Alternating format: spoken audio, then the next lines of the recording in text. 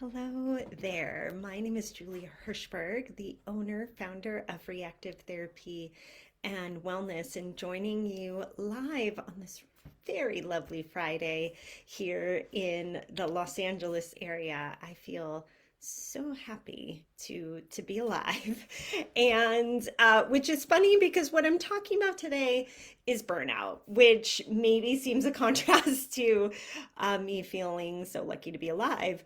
But I think a big part of that is I'm not sitting in a burnt out state at the moment, but I've been there, and I've been there many times as a physical therapist, as a healthcare provider, and there there's a lot of us out here feeling this way, because it can be really hard to be a healthcare provider and really hard during a pandemic to be a healthcare provider too. And this is something that has really been important to me, both for myself personally, but because I run a business of many healthcare providers. And it's really important to me to know what are ways that we can provide the best care that we can and also keep our therapists very healthy. So if we haven't met before, and you don't know reactive therapy and wellness is an integrated rehabilitation center with two locations in the Los Angeles area, in LA and in Torrance. And we have a huge team. We've got physical therapists, occupational therapists, psychologists, yoga therapists, personal trainers, all working together with people with neurologic disorders. So, um, and just thinking about that in general, most of the things that we do are with people with a lot of complexity to their cases. They might have multiple healthcare conditions. They may have been working through things for many years. They've maybe been to many different doctors to try to figure out what they're having. There's an inherent complexity to that. And I think with complexity comes challenges for therapists as well, and really understanding that. So this week, actually for the last few weeks, this has been a big topic that we have been talking about at Reactive. Both the topic of managing and helping people who have complex cases, and taking care of ourselves. So if you follow us regularly, you probably saw on Instagram, for example, this week, Brittany, Kim, and I shared a little bit about our stories, particularly our struggles and our mistakes with things like documentation and managing all of the details, and times when we really felt burnt out. So if you missed that, you can, there's a link on our Facebook page and on our Instagram. But also remember, we send out a newsletter every week, so I'll send out all the videos. We really shared personally our own stories of where we have been. And this is part of the reactive story. So that's something that I want to share about today, is what we're doing personally and how this has really shaped the growth and the changes at Reactive. One thing that we did share about as well is that because of this, we've actually launched a challenge. This is something we've never done before, but our team, myself, Brittany, we're so passionate about some of the things that can really help us as therapists and help make a difference in people's lives. And that is controlling some of the factors that can cause burnout, like documentation and taking work home. So we just launched it. It's called Stop the Documentation Burnout. It's a 5-day challenge to help people really regain control of their time. I'll put a link in the comments here, but that'll come out in our newsletter as well. If you're a healthcare provider and want to be a part of that, I highly recommend it. We have a community already up and running. We have a private Facebook community just for healthcare providers to talk through some of the challenges that come up with documenting. But more importantly, we're going to do a 5-day challenge with hacks and tricks and tips that we have developed over the years that honestly have changed me from taking a ton of work home every day to none at all, none of my documentation. So we have been there and we're doing something about it. So that was one piece. Today, really, I want to share a personal story of how I've struggled with burnout at many points in my career, and how ultimately I really needed to take care of myself and take steps to manage that overflow, the work overflow into life, and how that has shaped a truly integrated care team at Re+active. This is a really big part of what we do as a benefit for the people that we serve and for our team. Now, as I have really thought about my own story, I was, of course, very curious what the literature says.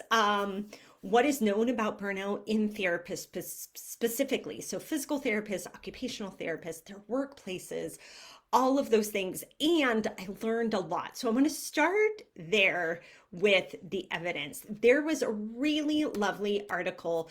It's in our newsletter, by the way. It's free, full text. It's by Dr. Patel, Dr. Bartholomew, both from the University of Texas at Austin. So thank you to the two of you for putting together a great study. And it was called Impact of Job Resources and Job Demands on Burnout Among Physical Therapy Providers. And this just came out in 2021, by the way. So really recent. And so what they did is actually use this idea of job demands and resources model, as well as self-determination theory. So this is where I got excited, because self-determination theory is something that we talk about a lot as therapy providers, as a cornerstone of what we want to provide patients, right? So that autonomy, the competence, the relatedness, but they used this model to look at therapists and how they are perceiving those pieces at work. So they surveyed, and I believe it was over 102 physical therapists, and looked at the correlation and how much these things were related and how much these might explain burnout.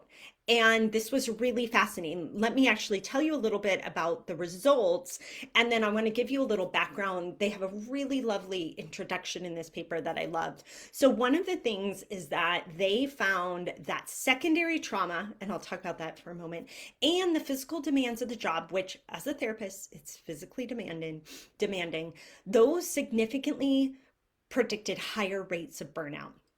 Not that surprising. And autonomy and competence, those two pieces of the self-determination theory, also were significant predictors of burnout. So those were some of the major results. There were many things, but I want to talk about what that means, right? So in their introduction, they talk about this idea of self-determination theory, of those basic psychological needs met by a therapist. And honestly, this is like not just therapy, this is for every human, right? All of these things are really important for us as humans. These are basic psychological needs. So autonomy, competence, and relatedness. So I think just thinking about what that means for therapists in their workplace, right? So you're looking for a job that satisfies these higher needs. So autonomy, right, would be that freedom to carry out your work as you want to do it. This was actually one of the biggest reasons that I started Re+active, was to do the type of therapy and work that I wanted to do in my own time too. I started Re+active when I had a couple of babies at home, and I wanted to be able to be at home with them and be able to work as I wanted. So autonomy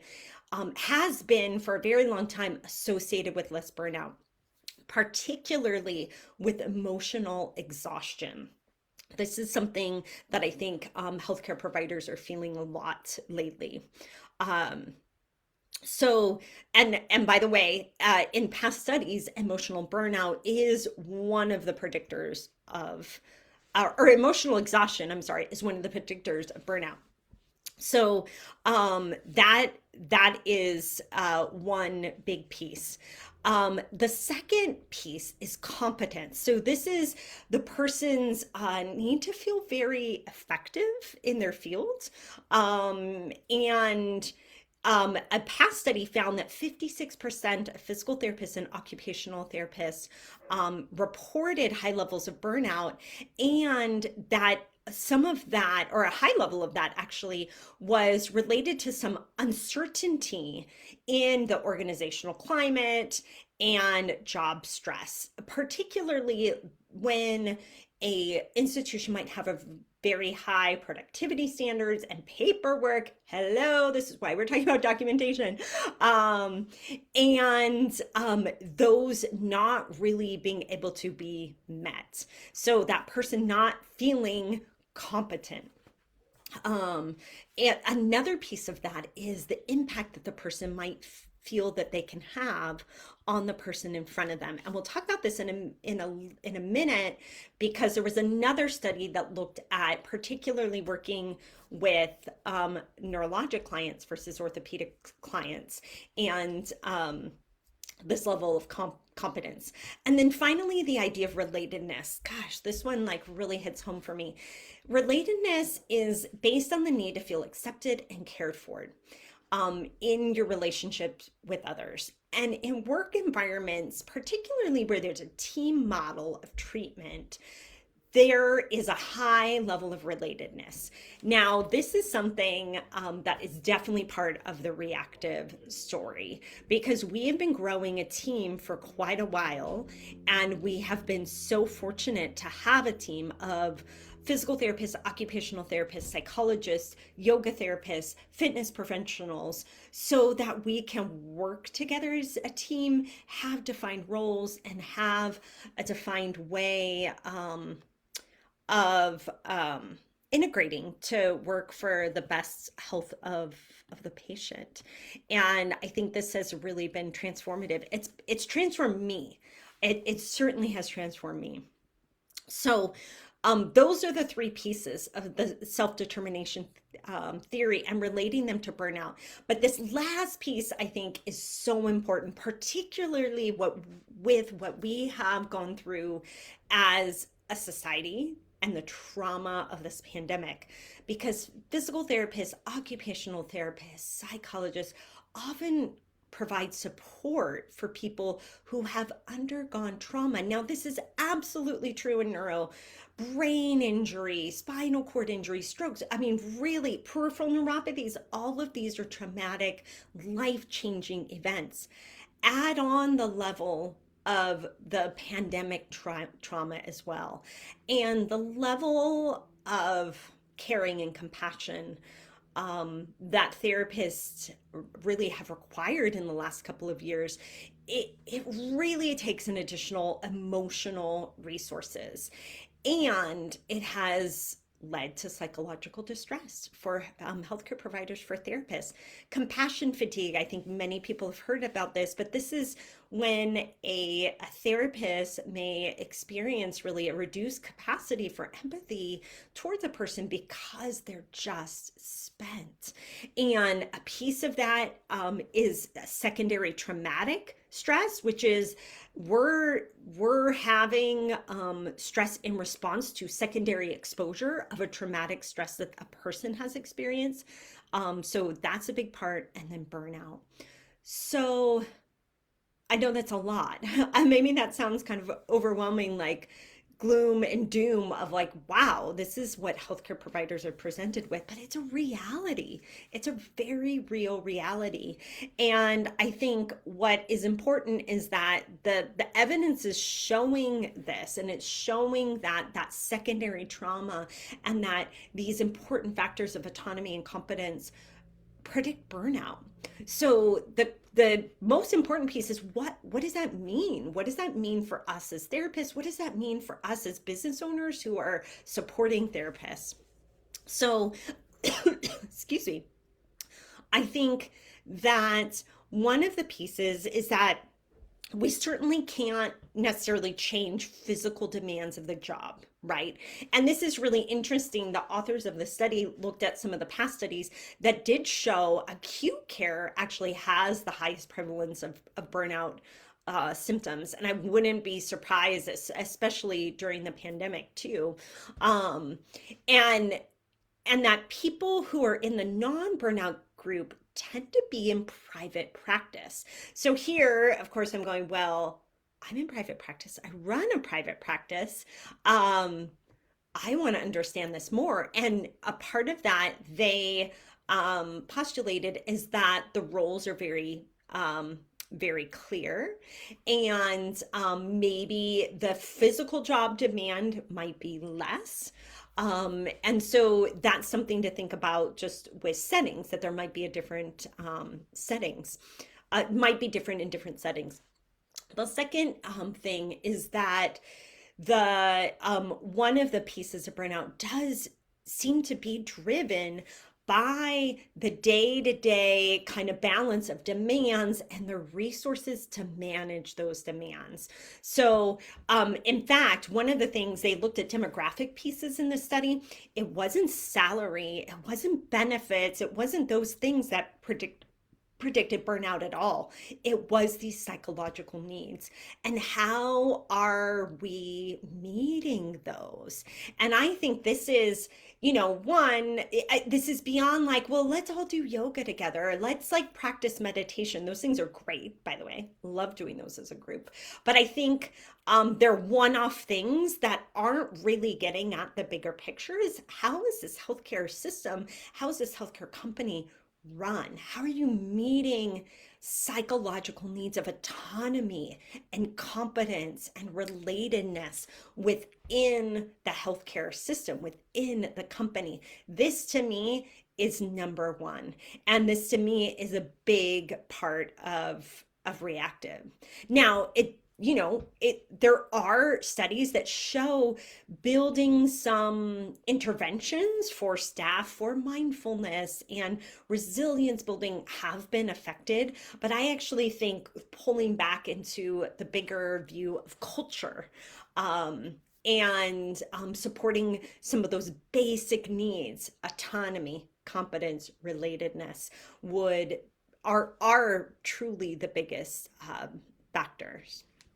Okay, that was the first study. The second study that I want to talk about, this was really interesting, and it's in Italy. I don't practice in Italy, but they had one pretty interesting finding that I wanted to highlight. So this one was called Burnout Syndrome among Italian physiotherapists, a cross-sectional studies.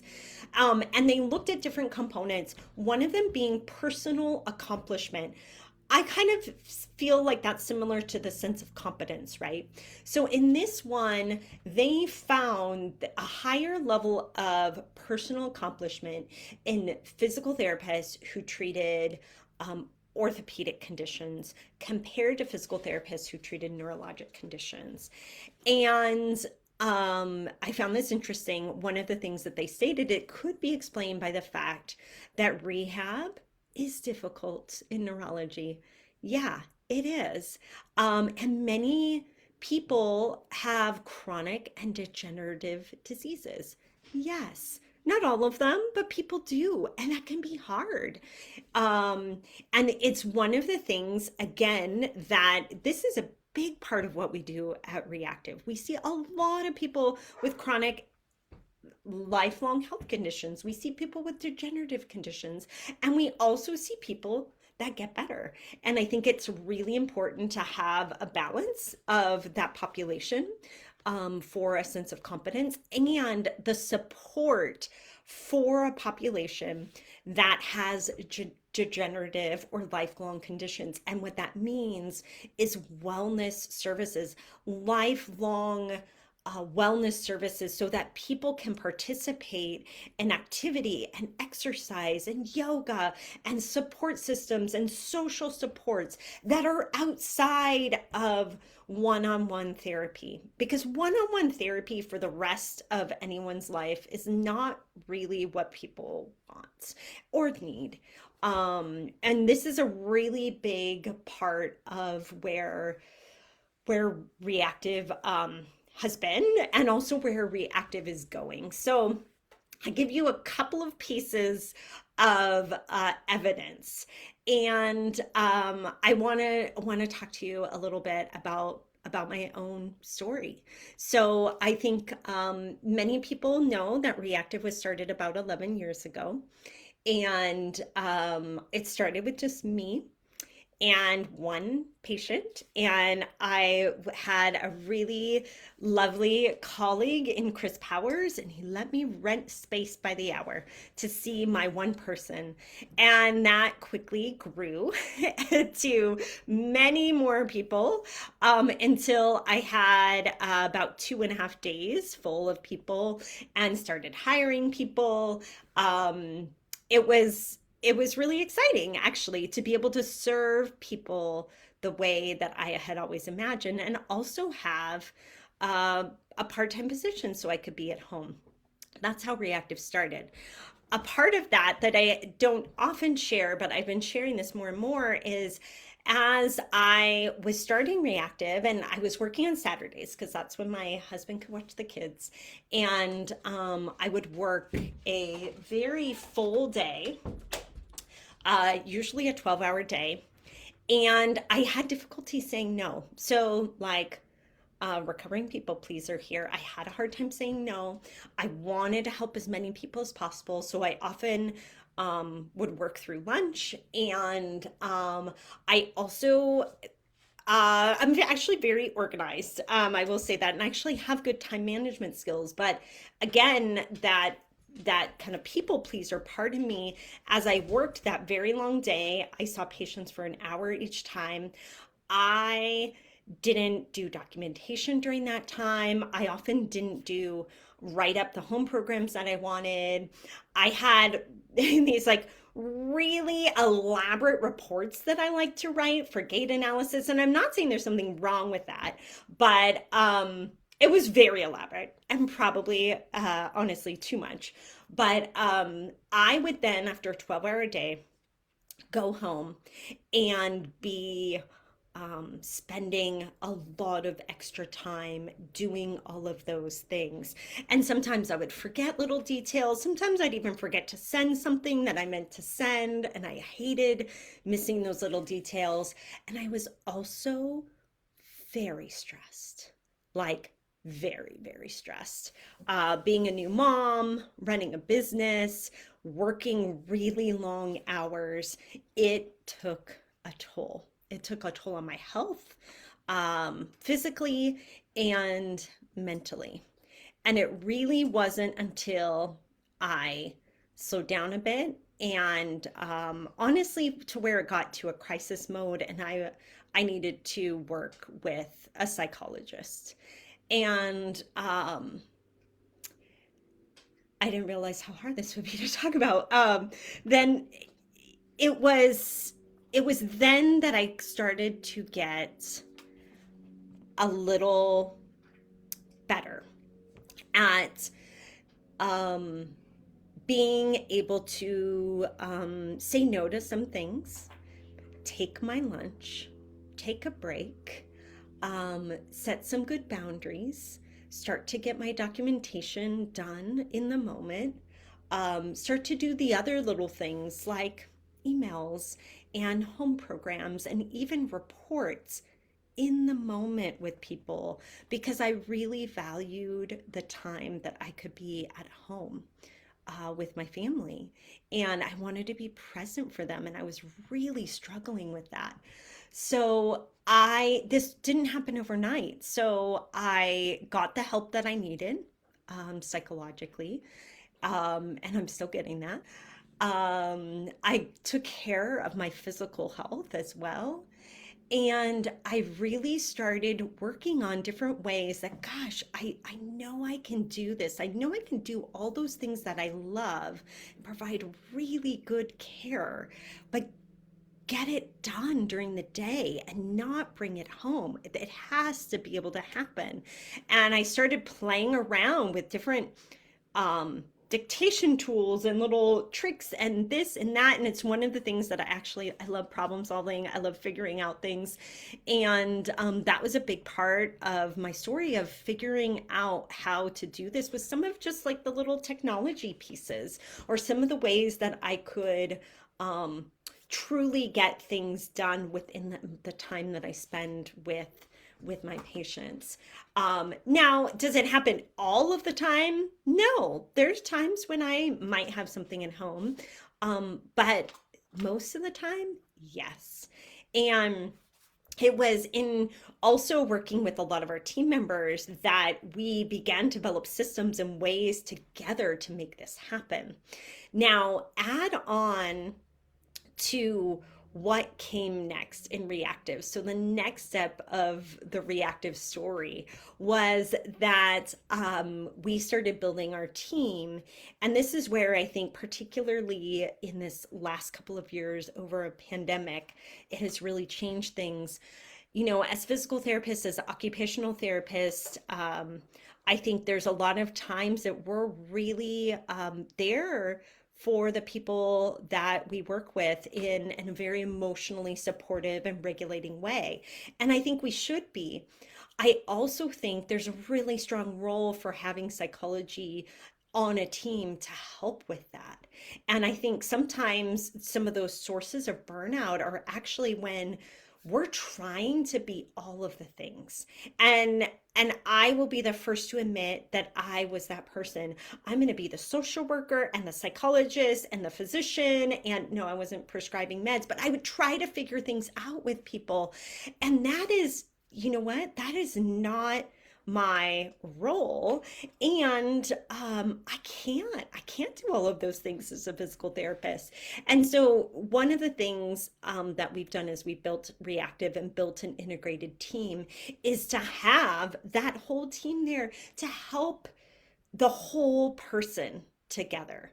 And this has been really transformative for me personally, for our team, so that we don't feel like we are that person that has to do it all, because we don't. We've got a team. And I think this is really important. So that's the reactive story. We grew from me and one patient and me really burnt out to a team of PT, OT, psychology, thriving in our individual roles. Now, I'm saying that like none of us are feeling emotionally exhausted. I think we still get there sometimes. But I am saying that we're working really hard to tune in to what we need personally, psychologically, those basic psychological needs that we need as therapists, so that we can help the patients that we see every day. So that's one of the huge reasons we started this Stop the Documentation Burnout Challenge, is to help other therapists who were like me and burning out and taking home piles of paperwork at the end of the day. That's not sustainable.